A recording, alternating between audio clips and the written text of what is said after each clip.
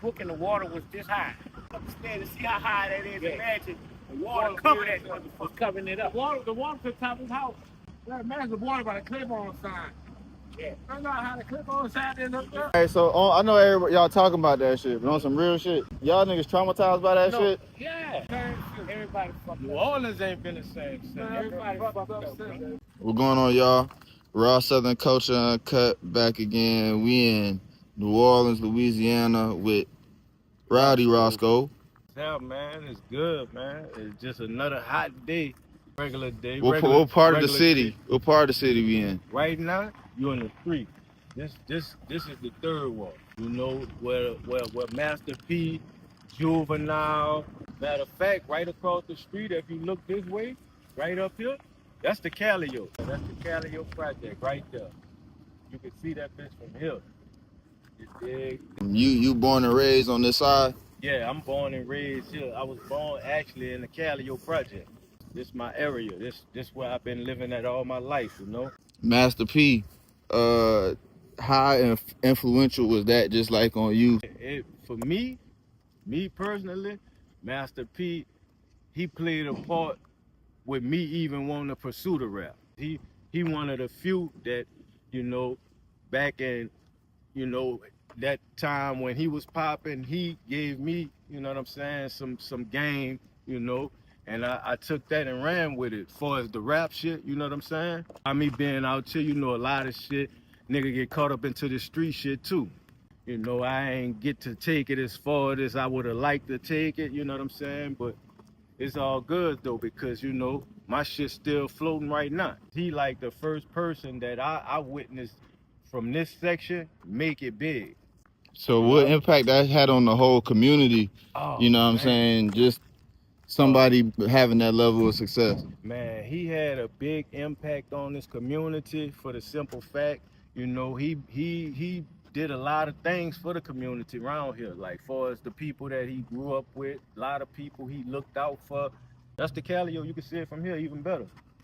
He put the Calio on the map. This empty space right here, this is a school that's, you know, used to be here.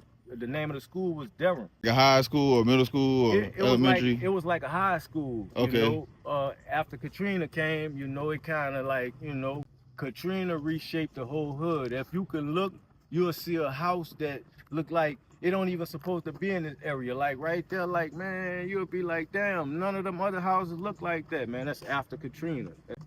Katrina really reshaped the whole city, bro, to the point to where you have foreigners that moved in, you know what I'm saying, around here.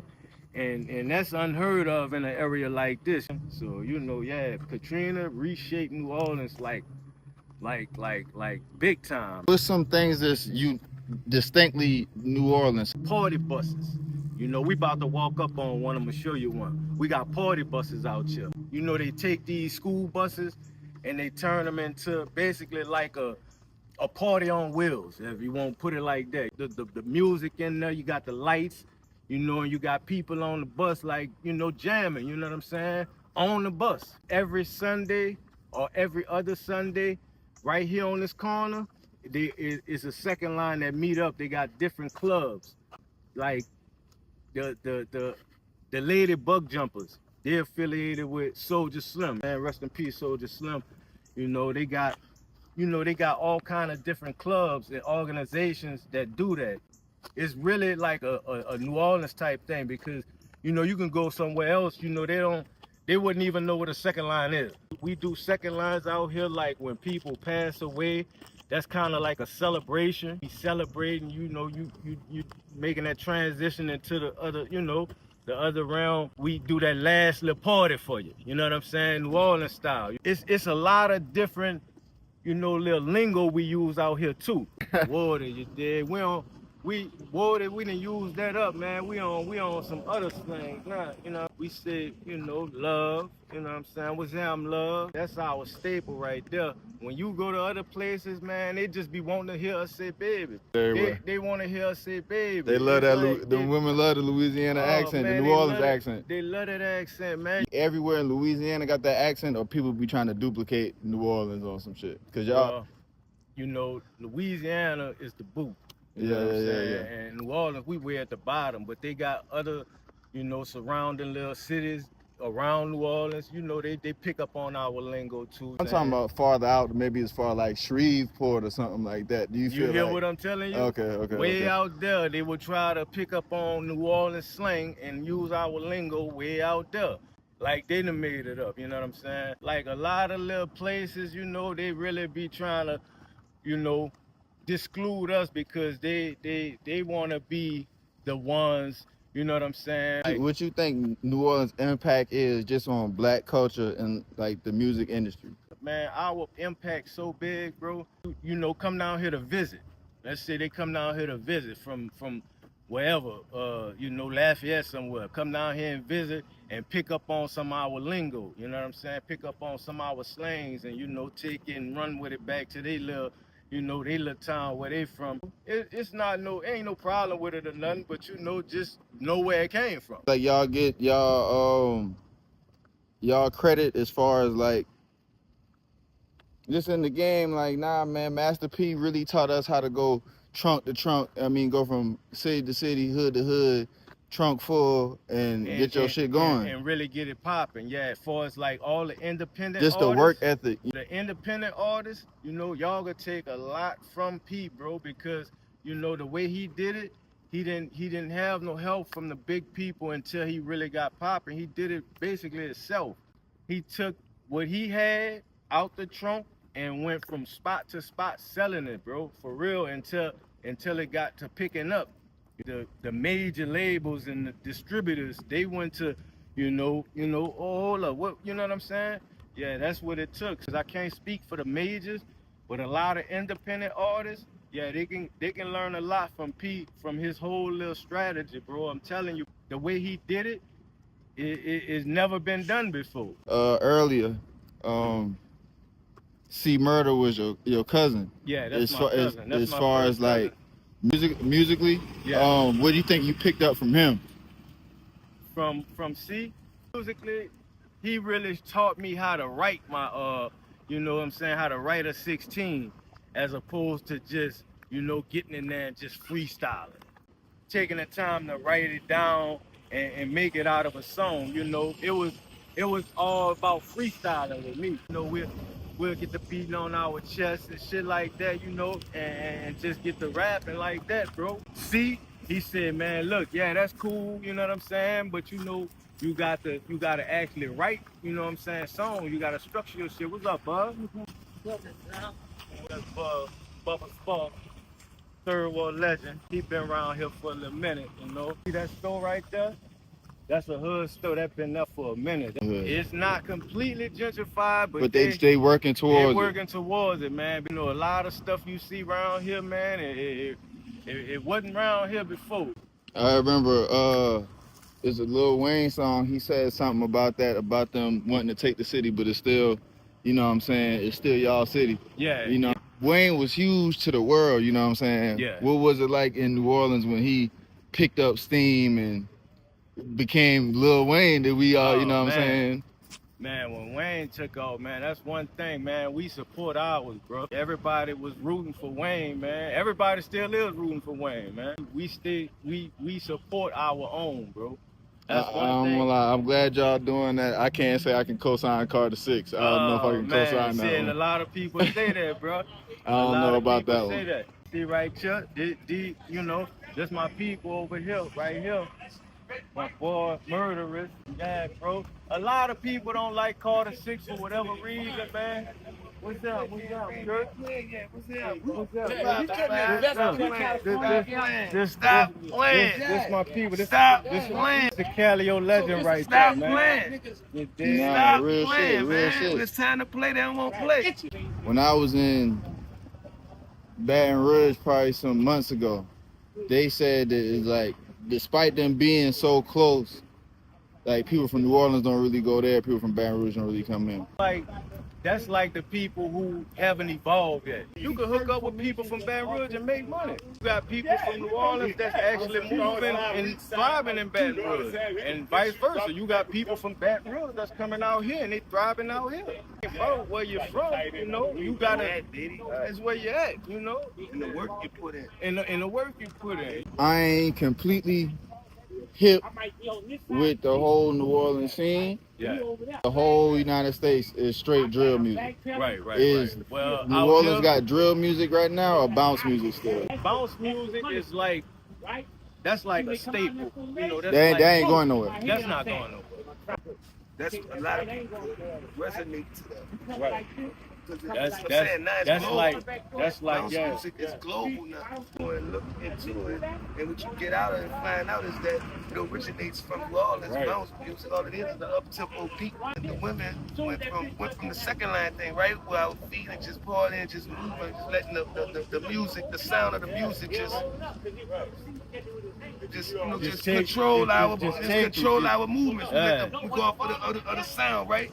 So if a sound is like boom, and my mind said my arm could go like that when that boom hit, so we just going off the floor, the music, the sound. To put that in the music span, the hip hop form, the bounce is like legendary shit. Right. You know what I'm saying? A lot of your rappers like Soulja Slim for one. He started from bounce music. Soulja Slim started from bounce music. Juvenile. Bounce music. Yeah, Juvenile started from bounce music. And then your boy DJ Jimmy. So Manny Fresh was producing straight bounce music. Nah, he was with Gregory D. He was with Gregory D. You know what I'm saying, for a minute. But like that's where a lot of people that's made it big started from bounce, bro. Gregory D was the man. You did? Yeah. Gregory D was like renowned. What percentage? In club music too. It's like club. No, but what I'm saying, like now I ain't talking about like in the club they might gotta play Lil Durk or something or whoever. Right. No, you know out here they really not about to be on that tip. They gonna play what's popping in New Orleans. You gonna hear more bounce than you hear. Then you'll hear like industry type shit. Industry yeah, you're not really gonna hear that out here, bro. But not like. You gonna hear it in a frequency of like bounce music, though. Man, motherfucker take a song and put that bitch on that, put that bounce music behind it. Take that track off and put that bounce music behind it. And that bitch is a classic. It's a classic too. Way more than it's a classic with its original sound. I know you didn't hear the R&B songs. Man, the R&B songs with the bounce music. With the bounce behind. What, man? That shit is so classical.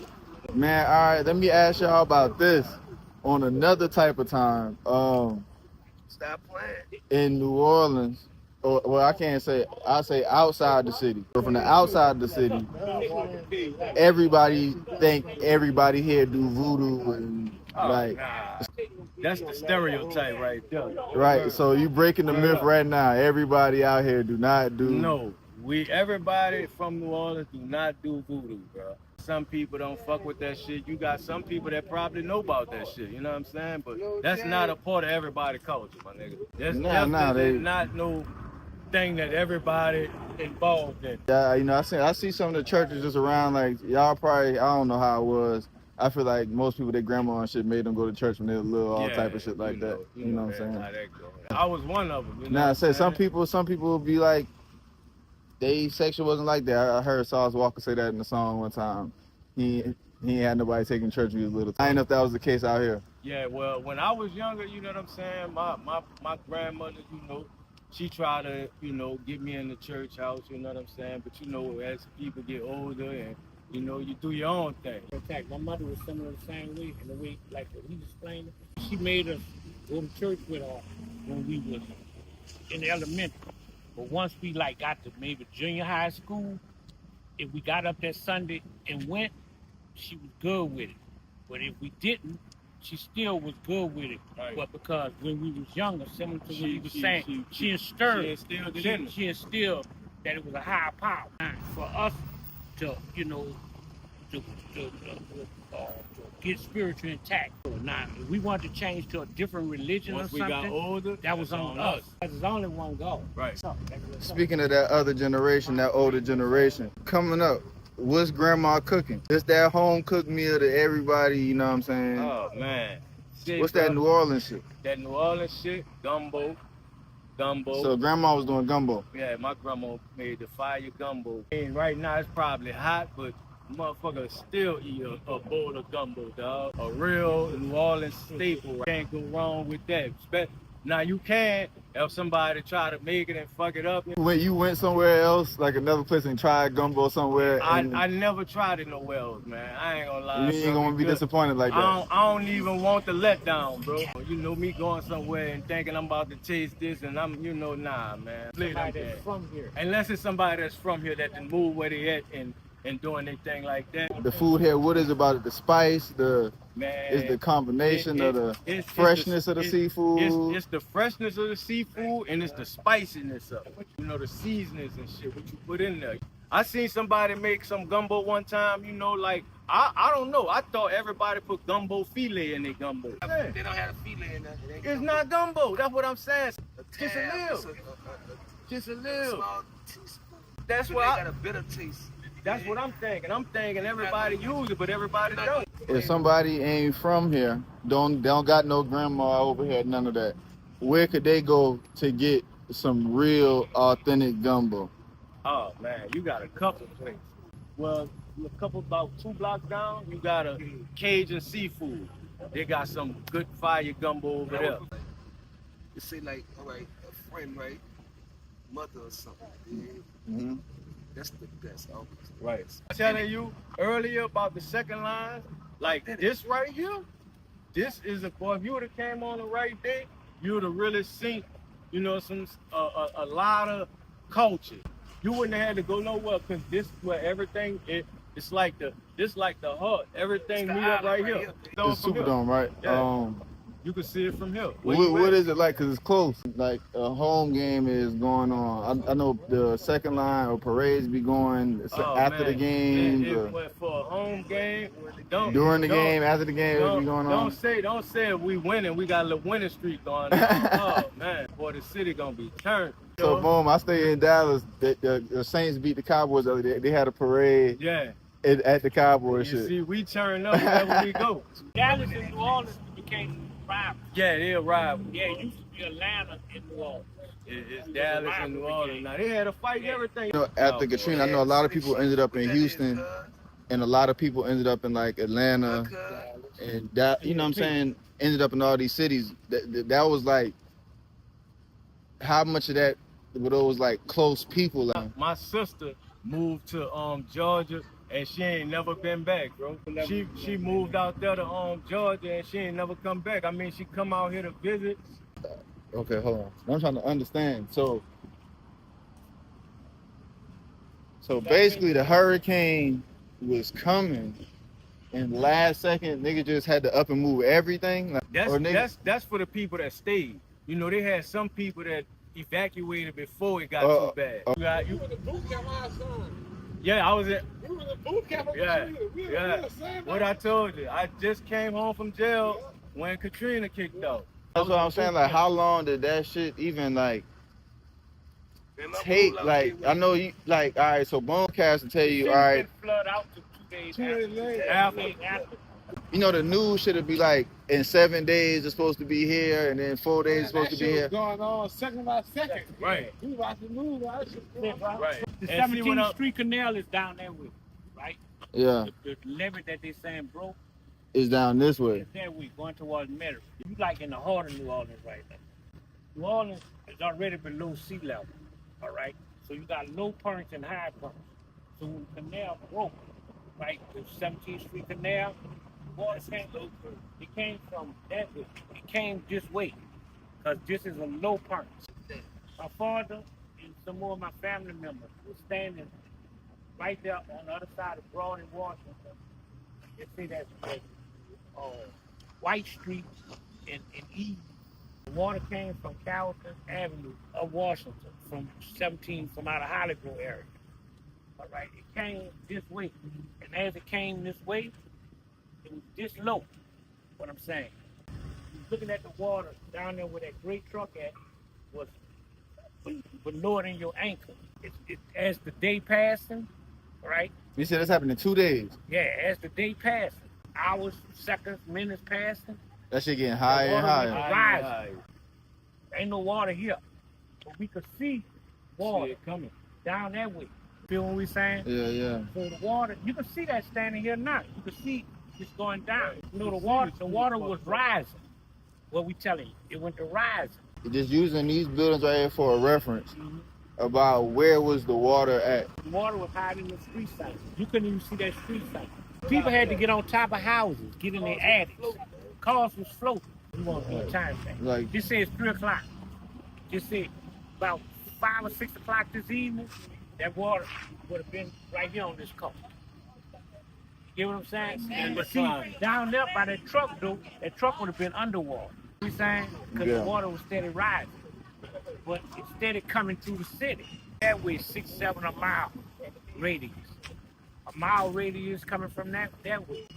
It kept coming till it filled the whole city up. In the east, it did the same thing because New Orleans is surrounded by water. hold on. Like we tell you, it was a conspiracy. 17th Street Canal, they let the water loose. Matter of fact, I had cousins that worked it for So y'all saying Katrina didn't flood the city. no. What I'm saying is, Yeah. so it sounds like y'all saying that y'all was on top of the houses and shit. My daddy, Yo, hold on. in the Hold on, project, hold in on, the Calio project right there, Hold on, no. he was out. He was on top of the house, jumping in the fucking boat. Yeah. Hold on, bro. Yeah, Can you you please say this McDonald's. on my YouTube, bro? You was really. The McDonald's arch. How long did it take for somebody to find you from up there, bro? Yo. Ain't nobody found me. Like- It ain't take long. They already had me when they they'll put me in the boat, transport me. They can't got people out of the jailhouse. Imagine you just getting time and you thinking everybody in the motherfucking your family dead because everybody, all this is water. All you see is nothing but water. Come home, I couldn't even come home because of Katrina. Under that broad overpass, Mm-hmm. when they was taking them out the jailhouse from right over here on 2 Lane and Broad, they had the boats that was they used come out of the jailhouse going through Brooklyn. The water was this high. Upstairs to see how high that is. Imagine the water covered that motherfucker, covering it up. The water to the top of his house. That man's the water by the Claiborne sign.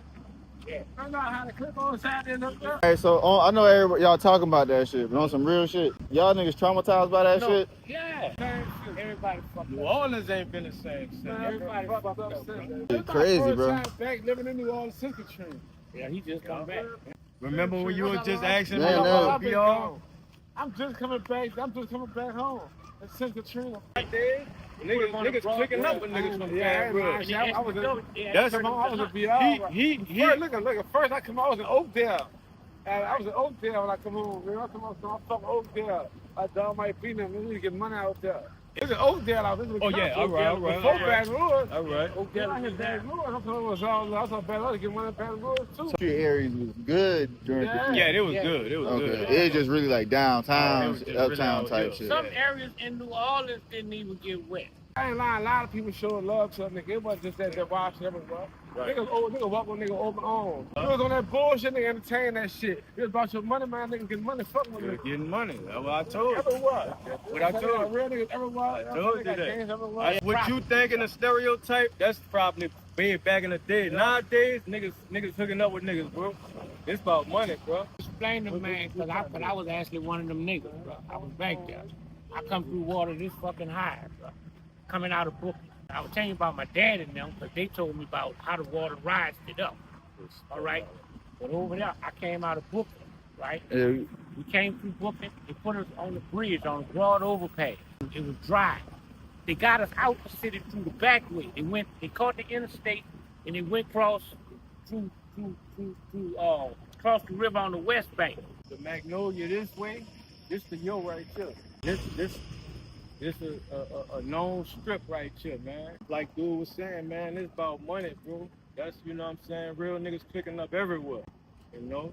That's how that goes, bro. But this the third wall. we done ran down the food, we done ran down the music. Yeah. You know, nah, man, you really put me on game with a lot. What's one thing you think people got mixed up about New Orleans, and one thing people need to know about New Orleans? Well, one thing people got mixed up from New Orleans, because after Katrina, you know, they was getting the wrong impression. You know, they probably just ran into a group of people that just was on the wrong type of time. Everybody from New Orleans not on no fucked up type of time. It like kind of like shut us down. Stain y'all name a little bit. Yeah, and it kind of shut us down from a lot of different opportunities when we go other places because people don't want to deal with us because they thinking, you know, and assuming a group of people you probably done, you know what I'm saying, ran into, and that's how they come in, and you know, that's not everybody. Man, you got people down here that's, you know, brilliant, man. You know what I'm saying? Good cooks, good, you know what I'm saying? Entrepreneurs, you know how to make, you know, clothing line, all type of stuff. I just want the narrative of New Orleans that we just a bunch of ratchet people to change. Everybody not coming like that, bro. You know what I'm saying? We got people out here that strictly on a money game, bro. So we ain't just out here just doing no anything. What we gonna do, man? We gonna close it out right here. So yeah, if y'all couldn't see earlier, the Superdome is right there, literally right there. And you in the 3 right now, third war shit. Third war, man. We don't represent no red, no blue. You know what I'm saying? Shout out to the red, shout out to the blue. You know what I'm saying? We don't gangbang. And if you know they do got people that gangbang out here, man, more power to you, bro. But that's not what New Orleans known for, bro. It's Uptown right here where you at. You have downtown, you have the West Bank, and you have the East. You know what I'm saying? We, you know, that's how we moving out here, and that's what we rep. We rep our wards. We got the 3rd ward, 4th ward, 5th ward, 6th ward, 7th ward. You know, we got wards. We ain't got no colors or none of that. We rep our hood. And right now you in that 3. Yeah. You know, so when we throw this up, we ain't talking about no color or nothing like that. We representing that 3. So next time I'm back, I know a little bit more. You gonna know. And you know what I'm saying? It's Raw Southern Culture Uncut with Roscoe. Roscoe. Man, it's a wrap.